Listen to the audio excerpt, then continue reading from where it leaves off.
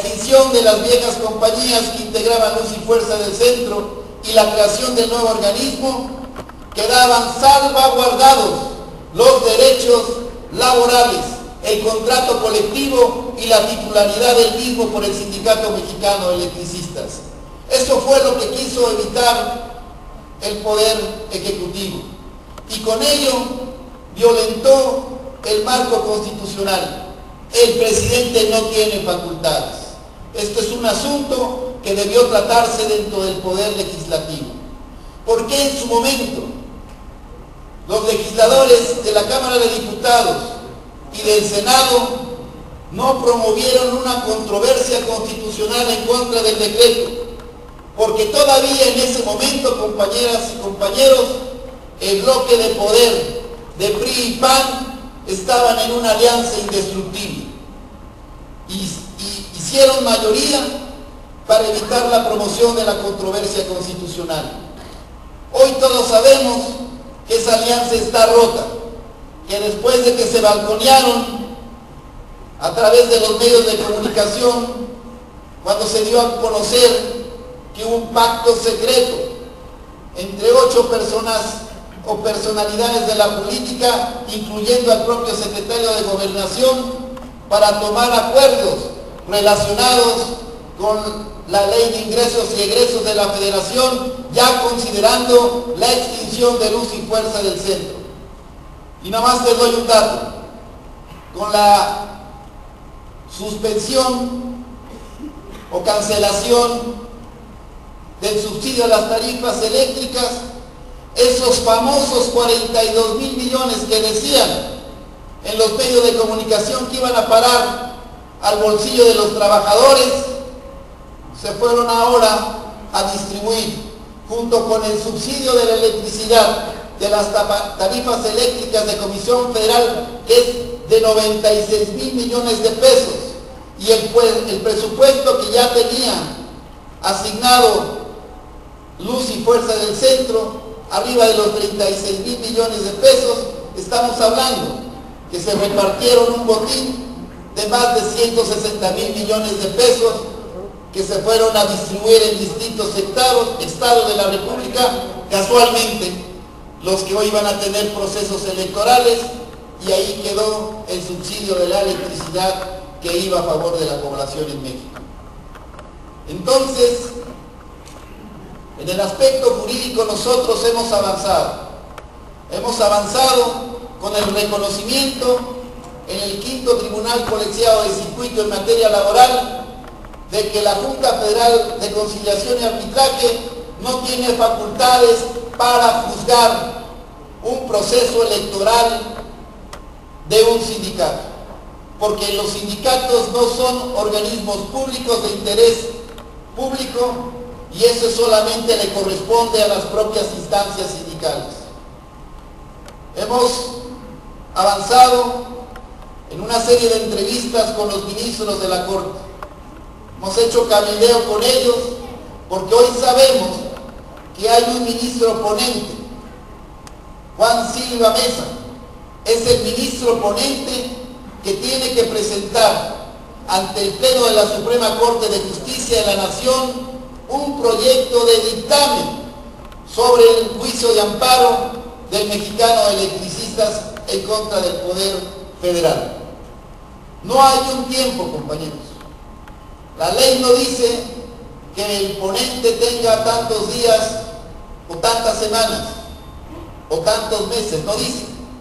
Es un procedimiento que no tiene una temporalidad normalizada, pero estamos ahí. Hay un ministro ponente, el ministro ponente tiene que elaborar un proyecto, ese proyecto después se lleva al Pleno de la Suprema Corte de Justicia, y 11 ministros en una audiencia pública a donde nosotros ya nos agendamos para estar presentes tendrán que resolver si nos dan o nos niegan el amparo en forma definitiva para el Sindicato Mexicano de Electricistas.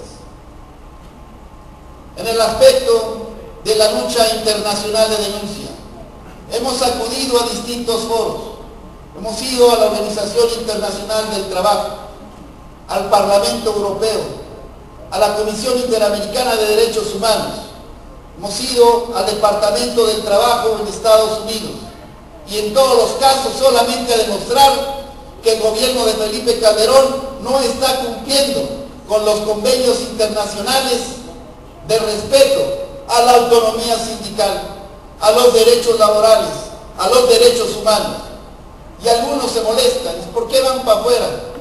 Compañeros, si no tuviéramos una estrategia de denuncia más allá de las fronteras, este gobierno se pasaría ante la imagen de la opinión pública internacional como un gobierno democrático que respeta los valores humanos y los propios lineamientos constitucionales de la nación.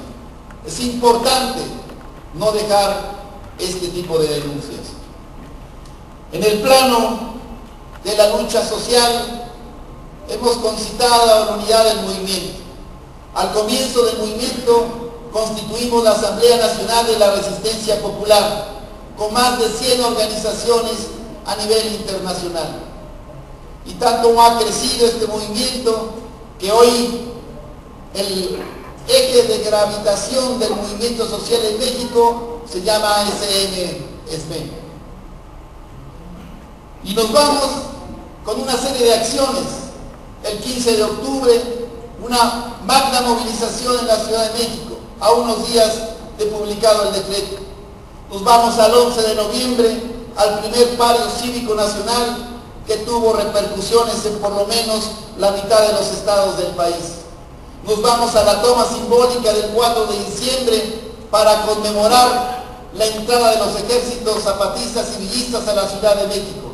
Y quiero anotar que en ese mismo año de 1914, al cobijo de los ejércitos zapatistas y villistas, fue como se dio a luz nuestra organización, en ese contexto de la toma militar de los ejércitos zapatistas y villistas. Y nos fuimos al 29 de enero a una acción del Frente Clasista, una gran movilización. Y nos fuimos al 16 de marzo con la consigna de la huelga política nacional. Una huelga política que para nosotros era una huelga de hecho, porque cerramos todas las instalaciones de Luz y Fuerza en el centro, ocupadas por los esquiroles, por los contratistas y trabajadores de Comisión Federal de Electricidad.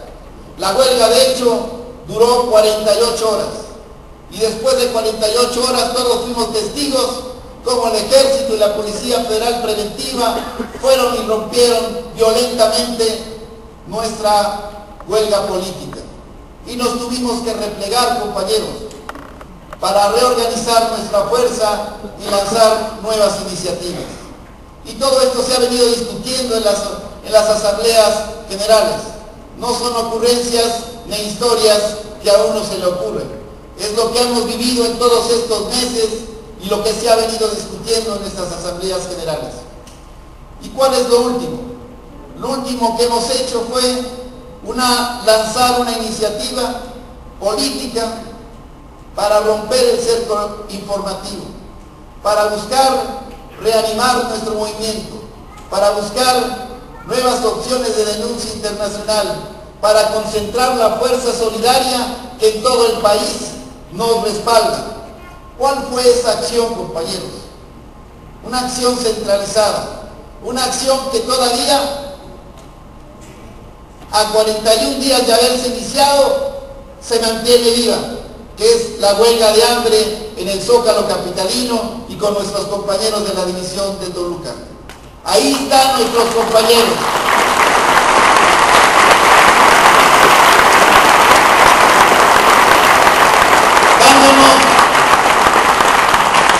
Dándonos a todos una lección de dignidad, compañeros.